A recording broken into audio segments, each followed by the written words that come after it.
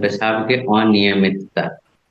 अनियमितता माने जब हम जैसे इंसान के माने एबिलिटी में बा चाहे ऊपर हाथ में बा कि जब पेशाब लागल तब पेशाब रोके की क्षमता होवे के चाहिए।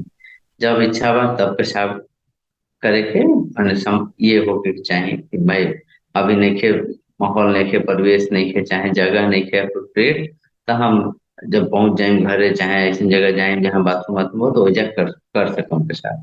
ये सब चीज में जब गड़बड़ी होला तब हमार कंट्रोल से पेशाब के थैली निकल जाला, तो इसमें इस सब में अनियमितता होला माने इनकॉन्टिनेंस होला। इनकॉन्टिनेंस का मतलब कि पेशाब रउआ के मर्जी के बिना निकल जाए, और चाहे ऐसा स्थिति हो जाए कि जात जात पेशाब निकल जाए। कभी कभी छींके खांसे पर भी पेशाब निकल जाला, चाहे कभी कभी होला कि कुछो कल गई पेशाब निकलत जाता।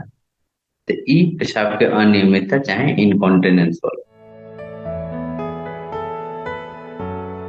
एकर कारण जाने के पहले एकर तीन प्रकार बा उ जानल जरूरी बा। पहला जे बा कंटिन्यूअस इनकॉन्टिनेंस माने लगातार कुछ कहीं नहीं चाहे ना कहीं नहीं लगातार पेशाब गिरते रहेला। तो एकरा में कुछ कुछ जन्मजात बीमारी हो सकेला कि कोनो कोनो रास्ता गड़बड़ बा चाहे पेशाब के रोके वाला जे मशीन होला उ गड़बड़ बा, तो उ सब चीज के कारण दिक्कत हो सकेला। दूसरा जो बा कि ऑपरेशन भइल, बच्चेदानी के ऑपरेशन भइल चाहे सिजेरियन ऑपरेशन भइल चाहे कोनो चीज के ऑपरेशन भइल ओकरा में कुछ चोट लग गई पेशाब के थैली से, और वो पेशाब के थैली एगो रास्ता बन गई बच्चेदानी के रास्ता में, तो ओकरा कारण भी लगातार पेशाब रिस सकेला चाहे गिरते रहेगा। तीसरा जे बा लगातार इनकॉन्टिनेंस के मांसपेशी के कमजोरी। दूसर जे बा कि स्ट्रेस यूरिनरी इनकॉन्टिनेंस माने जब शरीर पे पेट पे प्रेशर पड़ेला तब पेशाब निकल जाए। कभी कभी पुरुष में जो प्रोस्टेट का ऑपरेशन भइल चाहे कैंसर वाला चाहे नॉर्मल वाला, तो ओकरो बाद कभी कभी ई संभावना हो सकेला। तीसरा इनकॉन्टिनेंस के प्रकार बा अर्जेंसी यूरिनरी इनकॉन्टिनेंस। अर्जेंसी का मतलब हड़बड़ी, पेशाब लागल भागे के पड़ी, अगर जाए में देर हो गई मैंने पेशाब निकल जाता। तो ई दो कारण से होला, चाहे तो रुकावट हो गई, रुकावट के कारण पेशाब के थैली मजबूत हो गई, अब इतना मजबूत हो गई बा कि इतना जल्दी ताकत लगा होता कि भागे के पड़ता, एगो ई हो सकेला। और दूसर का बा कि उम्र के साथ पेशाब के थैली के मांसपेशी में ऐसा बदलाव आ जाला तो चिड़चिड़ा बन जाला। चिड़चिड़ा ऐसा कि पेशाब लागल फिर तुरंते दबे तुरंते भागे के पड़ी, अगर समय के साथ ना पहुंच सकनी चाहे पेशाब रोके की क्षमता कम बा तो पेशाब निकल जाए। यही कारण बा पेशाब अनियमितता के। तो जे कहनी जे कॉन्जेनाइटल होला मैंने जन्मजात होला तो बचपने से रहे। दूसर जे ऑपरेशन के समय हो सकेला तो महिलाओं में जे बच्चेदानी के ऑपरेशन भइल चाहे बच्चा होए वाला ऑपरेशन भइल सिजेरियन, तो ओकरा में जब ऑपरेशन भइल ओकरा ऑपरेशन के बाद हो सकेला। कभी कभी केकरो कैंसर के इलाज भइल रेडिएशन रेडिएशन पड़ल ओकरो बाद हो सकेला, तो ई मिडिल एज ग्रुप हो गई। और तीसरका जो होला मोस्टली उम्र दराज आदमी में चाहे औरत में होला। उम्र के कारण जो पेशाब के थैली में बदलाव आवेला ओकरा कारण चाहे प्रोस्टेट के ऑपरेशन हो गई ओकरा कारण ई सबसे होला। तो एकरा जांच खातिर सबसे पहले डॉक्टर भी जाए के पड़ी, यूरोलॉजिस्ट के पास जाए के पड़ी। और सबसे जो जरूरी बा एकरा में इंटरव्यू। इंटरव्यू माने जे जो माने प्रश्न उत्तर होए जे पूछिए डॉक्टर साहब जे रउआ बताए जो पेशेंट बताई उ सबसे जरूरी बा। ओकरे से पता चलेला कि कौन प्रकार के माने ये बा कौन प्रकार के दिक्कत होता। तीन प्रकार जो बताइनी है, स्ट्रेस बा कंटिन्यूअस बा चाहे अर्जेंसी बा। एकरा बाद सीवियरिटी कितना बा ई सब जाने के पड़ी। डॉक्टर साहब माने पेशेंट के लाइफस्टाइल भी जाने की कोशिश करिहन कि का ऐसा दिक्कत बा चाहे कौन कौन चीज डेली माने दिनचर्या में बा जे तनी मनी हेर फेर करे से आराम हो जाए। तो ये सब चीज जानल पहले सबसे जरूरी बा। ओकरा बाद जे आवेला जांच पड़ताल। जांच पड़ताल में सबसे पहला जांच होला चाहे पेशेंट के करे के पड़ेला कि एगो ब्लैडर डायरी होला। ब्लैडर डायरी माने 3 दिन के पेशाब, कितना पेशाब होता कब कब होता कितना पानी पिए तनी पेशेंट और कब कब पानी पिए तनी ओकर हिसाब हो माने लिख के लावे के पड़ी पेशेंट के। तो एकरा से पेशेंटों को पता चले कि कहाँ कहाँ गड़बड़ी बा कैसे कैसे दिक्कत होता और डॉक्टर साहब को भी पता चले। तो ई चीज हो जाई ओकर बाद होई एगो अल्ट्रासाउंड कि कोनो और कोनो दिक्कत तो नहीं है जेकरा कारण से ई सब होता। पेशाब के कुछ जांच पड़ताल होला और जरूरत पड़ी तो दूरबीन से पेशाब के जांचो होला। और कभी कभी एडवांस भी पेशाब के थैली के प्रेशर कितना बा, पेशाब के रास्ता के प्रेशर कितना बा, ये सब जांच भी होला। कभी कभी MRI CT स्कैन भी करावे के पड़ला। तो देखिए जैसे जैसे समस्या निकलते जेवे समय से जांच होत जाला। पेशाब के अनियमितता के इलाज सबसे पहले ओकर कारण ढूंढने से होला।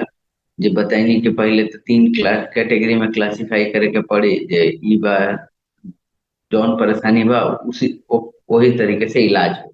जैसे मान के चलने की बचपने से बाद जो बीमा गड़बड़ी बा वो ऑपरेशन से ठीक होला तो ओकर ऑपरेशन हो सकेला।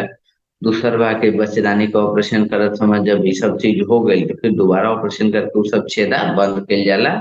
चाहे ठीक होला, अगर जे परेशानी होला कभी कभी 3 महीना इंतजारो करे के पड़ेला। एक और चीज ये बताइनी कि स्ट्रेस यूरिनरी इनकॉन्टिनेंस जे छींके खांसे भारी वजन उठाए से जो हो जाला, ओकरा खातिर एक्सरसाइज करे के पड़ेला। कीगल्स एक्सरसाइज कहाला, माने लैट्रिन के रास्ता जब पेशाब के रास्ता जब मांसपेशी रिस्पांसिबल बा ओकरा खातिर जे जिम्मेदार बा ओकरा के दबावे के पड़ी आ ढीला छोड़े के पड़ी। तो वो एक्सरसाइज सिखावल जाला। आ सीखे के बाद ऐसे सिखाइल गई वैसे करे के पड़ी। एक्सरसाइज करे के बाद ऐसा नहीं है कि आज चालू करनी है कल एकदम आराम हो गई। वो मोटा मोटी 3 महीना यानी बढ़िया से अगर कइल जाए तबे ओकर लाभ मिलेला। योगा भी कभी कभी मदद करेला, योगा से बहुत फायदा होला। तो ई बा स्ट्रेस इनकॉन्टिनेंस के। कभी कभी ज्यादा होला एक्सरसाइजों से ना ठीक होके तो ऑपरेशन होला, या तो स्लिंग ऑपरेशन चाहे स्पिंक्टर लगेला, आर्टिफिशियल एगो मशीन लगावे के पड़ेला पेशाब रोके खातिर। पुरुष में और महिलाओं में टेप लागेला जो पेशाब के रास्ता के दबावेला। तो ये सब ऑपरेशन एकरा खातिर। अर्जेंसी खातिर कोनो ऑपरेशन नहीं है, ओकरा में दवाइये चलेला। आ दवाई से कोशिश कइल जाला कि ठीक होके, चाहे दिनचर्या जे बदलाव कइल जाला ओकर उ सब से ठीक करे के कोशिश कइल जाला। 2-3 चीज एकदम कम्प्लीटली क्यूरेबल बा। जैसे मान के चलने की जे जन्मजात चीज बा ऑपरेशन हो गई पूरा ठीक हो जाए। जो ऑपरेशन के समय जो चोट लागल रहे, जो छेद बन गई रहे, ऑपरेशन हो जाए कम्प्लीटली ठीक हो जाए। जे स्ट्रेस यूरिनरी इनकॉन्टिनेंस बा कभी कभी एक्सरसाइज से कम्प्लीटली ठीक हो जाला। अच्छा है मोटा मोटी 90% तक ठीक हो जाला। कभी कभार लीक हो सकेला तो पेशेंट खुश रहेला, ना इतना में हम संतुष्ट बानी और रहती हूँ कुछ नहीं के करेंगे। जेकरा ओकर बादो दिक्कत होता तो ऑपरेशन के बाद जे स्लिंग ऑपरेशन कहनी, चाहे एटम्स, चाहे आर्टिफिशियल स्पिंक्टर के ऑपरेशन कहनी, उ सब करे से परमानेंट ठीक हो जाला। जे सबसे परेशान करेला वो बा अर्जेंसी इनकॉन्टिनेंस। दवाई से बहुत आदमी को पूरा ठीक हो जाला, बहुत आदमी एक लेवल तक आ जाएला कि हाँ ठीक बा इतना में हम बर्दाश्त कर सकी ना, और मन ठीक बा और नहीं के चाहे चाहे और सुधार ना हो। ओकरो में कभी कभी 2-3 गो और अभी नया चीज आ गई बा जेकरा से आराम होला एकदम। मगर शांत जब हो तो कभी कभी और एगो दिक्कत होला कि पेशाब निकले में परेशानी होला। तो ही बैलेंस बना के चले पड़ेला। पेशेंट के समझे के पड़ी कि बीमारी की स्थिति का बा आ का हासिल हो सकेला। यही सब में माने बात मान के चले कि मोटा मोटी बहुत सारा चीज 80-90% तक कम्प्लीटली क्योर हो जाला। कुछ चीज तो खुद के समझे के पड़ी।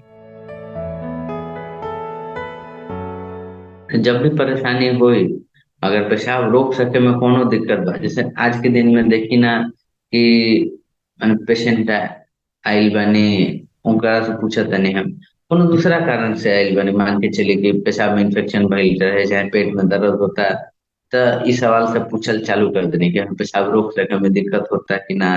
चाहे ये सब तो देखी ना कि बगल में जो महिला बैठल बाड़ी बाड़ी वो एकदम ध्यान से सुने लगे। कभी कभी वो कहने थे "सही, डॉक्टर साहब सब तो नॉर्मल होला, ये तो सब नहीं के होला"। मगर ई गलत बात बा। ई छुपावे के नहीं है, खुल के बोले के बा। अगर पेशाब नहीं खे रुकत तो डॉक्टर साहब से दिखाओ के बा। जब भी डिलीवरी होला, नॉर्मल डिलीवरी खासकर चाहे सिजेरियन हो, ओकरा बाद एक्सरसाइज करे के पड़ेला महिला सबके। एक्सरसाइज करके जे भी पेल्विक मसल बा जे ढीला हो गइल बा सबके टोन शेप में लावे के पड़े। ई एक्सरसाइज मोटा मोटी हर डिलीवरी के 6 महीना तक करे के पड़े। अगर ये एक्सरसाइज बढ़िया से ना हो तो बाद में जाके उम्र जब बढ़ी तो बाद में जाके पेशाब जे छीके खांसे पे चाहे पेशाब कंट्रोल करने में दिक्कत हो, ये सब हो सकेला। दूसरा चीज हेल्दी अगर लाइफस्टाइल बा, सब चीज बढ़िया खात पिए तनी, आलू उलू नहीं खात, हेल्दी खाना खा तनी, हेल्दी वजन बा, ज्यादा वजन नहीं खे, बीपी शुगर नहीं खे, तो ये सब पेशाब के थैली या मांसपेशी सब ठीक ठाक रहेला। तो ये जो अर्जेंसी इनकॉन्टिनेंस बोलने जो पेशाब रोके की क्षमता नहीं खे, ये सब चीज कम होला। कभी कभी कोई कोई बा के गुल खाए के आदत हो गई, खैनी खाए के आदत हो गई, चाहे सिगरेट पिए के आदत हो गई, केकरो केकरो दारू के आदत रहेला, तो ये सब से भी पेशाब बहुत बार बार जल्दी लागेला, आ जाए में जात जात हो जाला। तो ये सब चीज कम करे से आराम होला।